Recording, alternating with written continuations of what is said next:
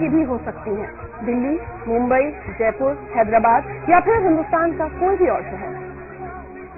आमतौर पर ऐसे हादसों के बाद टेलीविजन स्क्रीन पर या अखबारों में नजर आते हैं कुछ चेहरे, सुनाई देते हैं कुछ नाम, वो नाम जिन्हें हम आतंकवादी कहते हैं, वो चेहरे जिन्हें हम खौफ के चेहरे बताते हैं। कुछ दिन सुर्खियों का हिस्सा बनने के बाद इनमें से कुछ नाम और कुछ चेहरे कहीं गुम हो जाते हैं। जानते हैं क्यों? क्योंकि अदालत उन्हें बाइज्जत बरी कर देती है, उन पर लगा आतंकवादी होने का इल्जाम हटा लिया जाता है। लेकिन क्या आपने कभी ये जानने की कोशिश की है कि क्या हुआ उन लोगों के साथ जिन्हें बताया गया था गुनहगार? कैसे बदल गई उनकी जिंदगी हमेशा हमेशा के लिए? कैसे एक इल्जाम ने तबाह कर दिया उनका वजूद? इमरान क्रिकेटर बनना चाहते थे, लेकिन उनके माता पिता चाहते थे कि वो एक इंजीनियर बने, पैसा कमाएं और अपनी बहन के हाथ हीले करें। लेकिन उनके ऊपर लगे एक इल्जाम ने सब कुछ तबाह कर दिया। उनकी बहन के लिए रिश्ता आना तो दूर, रिश्तेदारों ने भी मुंह फेर लिया। एक आतंकवादी को सबक सिखाने के लिए लोगों ने उनके घर पर पत्थर फेंके और हालत ये हो गई कि इमरान ने भी इस जिल्लत से तंग आकर खुदकुशी करने का फैसला कर लिया। इमरान, क्यों करना चाहते थे खुदकुशी? खुदकुशी इसलिए करना चाहता था क्योंकि मेरी वजह से जो है मेरे घर वालों को बहुत प्रॉब्लम हो रही थी और सिर्फ मुझे ये पुलिस वाले लेकर इतना न्यूज में बता रहे थे और मेरे घर पर कई बार पथराव हुआ और मेरे जो भाई है उनके स्कूल में उनसे तरह तरह के सवाल पूछे गए थे और मेरी बहन को उनके इंस्टीट्यूट से निकाला गया था क्योंकि वो मेरी बहन है और मेरे जो पिताजी है उन्हें उनके प्रमोशन की जगह डिमोशन दिया गया था। तो उसकी वजह से जो है मैंने सोचा कि मेरी वजह से इतनी प्रॉब्लम आ रही है, चलो मैं ही मर जाता हूँ तो ये सब प्रॉब्लम खत्म हो जाएगी। क्या हुआ था आपके साथ? क्यों पकड़ा गया आपको?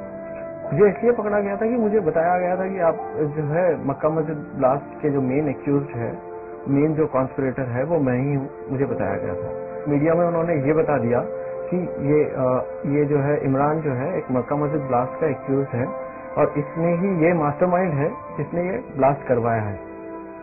और उसके बाद फिर अगस्त 25 को लुम्बिनी और गूगल चाट का ब्लास्ट हुआ था, उन्होंने मेन कॉन्स्पिरेटर फिर मुझे ही बताया था। तो उसके बाद में मुझे लेकर गए थे नार्को के लिए।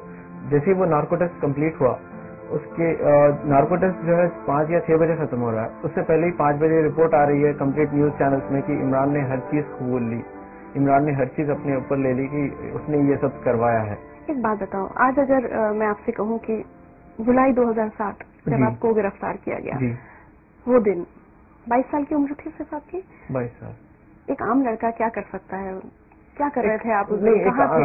मैं जो है क्रिकेट खेलकर कोई दोस्तों के साथ बाहर गया था, तो वहां से क्रिकेट खेलकर मैं वापस आया घर पे आके मैं अपना नॉर्मली खाना वाना खा के सोया था और मुझे पकड़ने के लिए जो है ये लोगों ने कुछ 7 से 8 गाड़ी, जैसे आपने देखा कि बिलाल, इस हेडलाइंस में एक है कि शाहिद बिलाल एक करके कोई टेररिस्ट है बड़ा, और वो टेररिस्ट ने 300 मेंबर्स में से मुझे चुना था क्योंकि बिकॉज आई वॉज द मास्टरमाइंडेड। ये ऐसी बातें ये जो है लिख देते हैं, कोई बोल देता है ये लिख देते हैं, बट इसका आगे जो असर होगा वो कभी नहीं सोचते ये लोग। अब मेरा केस एक्विटेड हो चुका है, एवरीथिंग इज फाइन नाउ। अब कोई मुझे पूछता तक नहीं है कि आपका जो प्रीवियस था इन्होंने क्यों आपके ऊपर रॉन्ग केस डाला था, क्यों क्या हुआ। कोई जाके कमिश्नर को ये नहीं पूछ रहा है कि क्यों भाई आपने क्यों पकड़ा था इमरान को, ऐसे रॉन्ग केस डाल के अगर छोड़ दोगे किसी को, किसी की लाइफ क्या होगी। कोई आज तक कोई कभी किसी को पूछा ही नहीं है। जैसे जैसे मेरे घर पे पुलिस वाले आते हैं, मेरे आजू बाजू वाले जो मुझसे बात करते हैं, कभी कभी अच्छी बात करते हैं, ये केस के बाद में कभी कभी जैसे अच्छी बात करते हैं वो भी बात करना छोड़ देते हैं वो लोग। जैसे ही पुलिस वालों को देखते हैं पूरा दरवाजे बंद आजू बाजू, और जैसे मैं इधर उधर देखता हूँ तो सब भाग जाते हैं। घर के बाजू शादी होती है, मुझे नहीं बुलाते हैं। अगर मैं किसी के शादी में चले जाऊं तो सब खाली। अगर कोई मस्जिद के पास नमाज पढ़ के सब लोग बाहर निकल रहे हैं, मैं अगर नमाज पढ़ के किसी को सलाम करूं तो सब भाग जाते हैं। और ऐसा हो गया मैं ग्राउंड में अगर खेलने जाऊं तो पूरी टीम बोल रहे हैं कि नहीं भाई बस आप बहुत अच्छे हो इमरान भाई, आप जाइए। एक बात बताओ, समझ सकते हैं तुम्हारे साथ क्या हुआ। मतलब 22 साल की उम्र में जिस लड़के ने इतना सब कुछ सहा, उसी वजह से तुम्हारे अंदर आज इतनी नफरत भर गई है, इतना गुस्सा दिख रहा है मुझे। बेशक देखिए, अगर आप किसी को भी इनोसेंट को उठा के अगर आप टेररिस्ट बोल देंगे तो गुस्सा तो आएगा ही, बट मैं चाहता हूँ ये सब छोड़ दूं, मैं आगे बढ़ूं, कुछ ऐसा करूं, कुछ लाइफ में ये सब भूल जाऊं, मैं जाऊं और कुछ ऐसे काम करूं जैसे लोग मुझे पसंद करें, पहले जैसा पसंद करते थे। पहले मैं मेरे गली का जो है, मेरे एरिया का मैं हीरो था, क्योंकि मैं उन्हें मैचेस जिताता था। आज मुझे कोई मैच में लेता भी नहीं। पहले मैं जो है एरिया का मैं हीरो था, क्योंकि मैं हर शादी में नाचता था। अब मुझे पूछते हैं वो शादी में अगर जाऊंगा तो वो शादी ही बंद हो जाए। बहन की शादी भी नहीं हो पा रही। बहन की शादी एक हो जाएगी, बस एक उम्मीद है। 18 महीने जेल में बिताए आप? जी हाँ, 18 महीने। तुमको कुछ दिखाते रहते?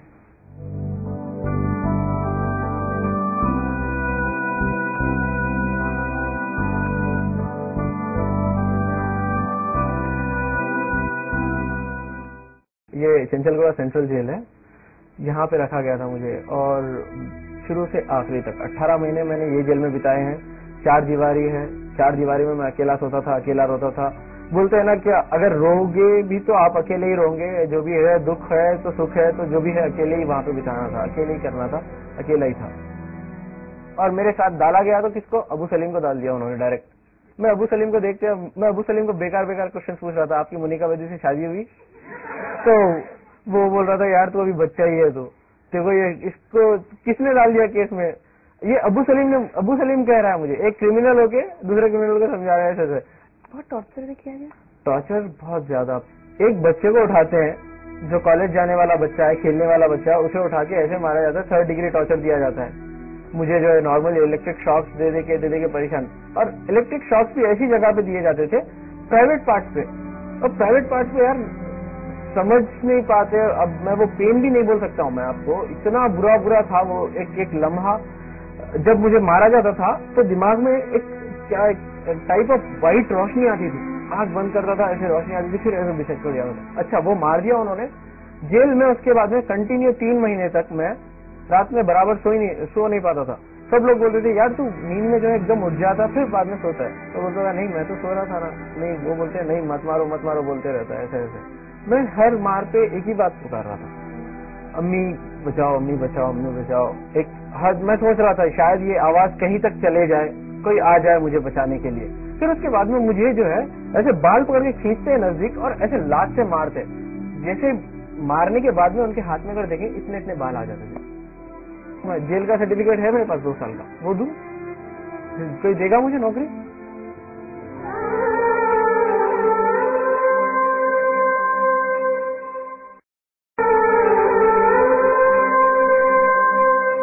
बहुत रोए हो जेल में? बहुत रोया हूँ। ये जेल में जो है आपको कैसे बताऊं, देखता था मैं दूसरे लोगों को जो रिहा होकर जाते थे, जिसकी बेल आ जाती थी, जिसके केस खत्म हो जाते थे, उनको देख के मुझे रोना आता था। और वो जो सलाखें वो साइकोलॉजिकली बहुत इफेक्ट करती है। और जब मेरे वालिद वालदा जो है आके रोते थे वहां पे जेल में, तो उन्हें देख के मुझे ऐसा होता था यार ये तोड़ूं और बाहर चले जाऊं, एक बार उनसे मिल लूं और वापस आ जाऊं। और सब में मेरे लाइफ का जो सब में बुरा दिन गया है लाइफ का, अब तक की अगर कोई पूछेगा कि सब में लाइफ का जो सब में बुरा दिन था, वो था जेल में ईद का दिन। ईद के दिन मैंने नॉर्मली पूरे लोगों को मैंने समझाया आप मत रोइए मत रोइए मत रोइए। बाद में मैं जेल में अपने बैरक में आता हूँ और मैं रोता हूँ, क्यों? मेरे माँ बाप से मैं दूर हूँ। एक बार तो क्या हो गया, किसी ने कह दिया कि मेरे माँ का डेथ हो गया ईद के दिन।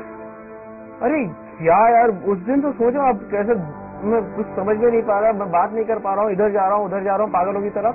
जेलर को बोल रहा हूँ सर प्लीज एक फोन करने दीजिए, वो बोल रहे नहीं सर नहीं हमारे पास जो है हम नहीं कर सकते, आप समझिए बात को, विल डू वन थिंग। वो ऐसे ऐसे करके फिर बाद में उन्होंने एक जो है शायद किसी से परमिशन ली, कोई बड़ों से बता करा कि ऐसे कुछ नहीं हुआ है मेरे घर पे। हेलो अस्सलाम वालेकुम भाई पैसा। कभी ये हम लोग सोचते भी नहीं थे कि ऐसा इतना बड़ा हो जाएगा और आप वापस सही सलामत कर आएंगे।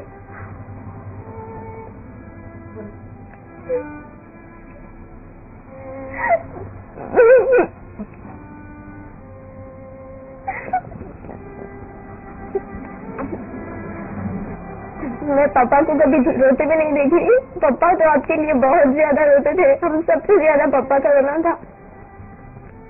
कैसे भी हो वो दिन मैं याद करना नहीं चाहती। आप आ गए, बस खुश है हम लोग।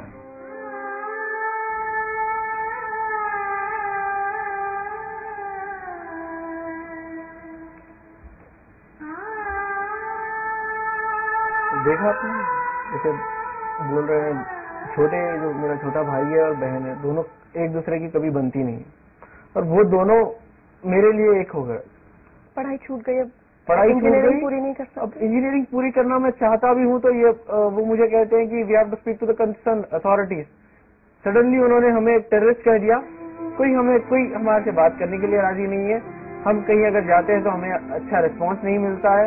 हम अगर आगे पढ़ना चाह रहे हैं तो हमें पढ़ने नहीं दिया जा रहा है। एक अच्छी मल्टीनेशनल कंपनी है, वहाँ पे ट्राई किया मैंने, तो they have asked me so what about your past 2 years। तो मैंने एक बार ऐसे बोल दिया कि sir I was working somewhere here and there. तो वो बोले नहीं, आप will get the experience certificate from there.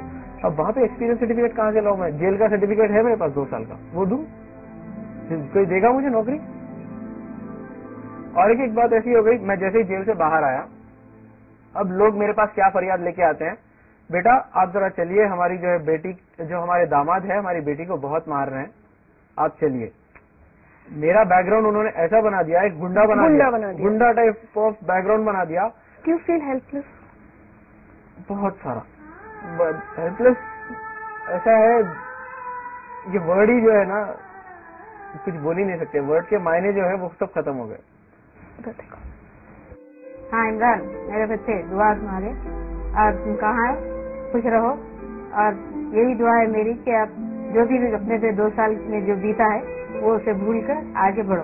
हर दिन मैं आपके लिए दुआ करती रही, हर नमाज में आपके लिए, हर टाइम टू टाइम, रात को ऐसा, रात को दिन को लेते दिन को आपके यहाँ से दुआ करी। और ये भी सोची कि नाहक मेरे बच्चे को ये करे, एक ना एक दिन मेरा बच्चा आएगा, ये उम्मीद लेके मैं दुआ करती रही।